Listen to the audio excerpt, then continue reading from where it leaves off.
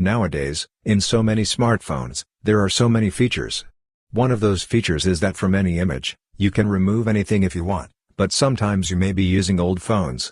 In that case, if you want to remove anything from the background in your photo, you can do that. In this video, we'll be telling you about how to remove anything from the background from any photo, even if your phone doesn't support features for this. First, what we need to do is either you can download an application called Qwen, or you can open any browser and search for Qwen. When you're searching for Qwen, you'll see one website like this chat.qwen.ai. Click on this website. When you're clicking on that, you'll reach this AI, and above, you'll see an option to select model. For example, I'm selecting the latest model.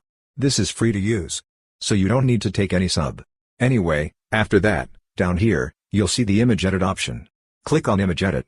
After that, click on this plus button down here. When you're clicking on that, you'll see the files option. Click on files, and you'll reach your gallery. From gallery, select the photo from which you want to remove background.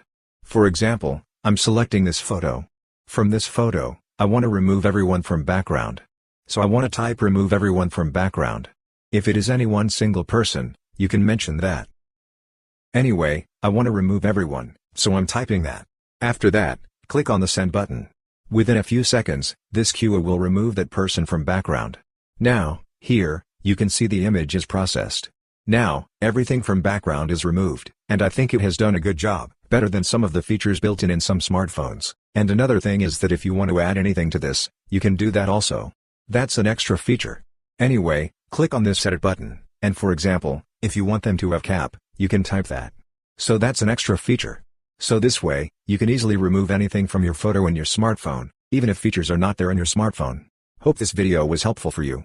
If you find it helpful, consider subscribing. See you in the next video.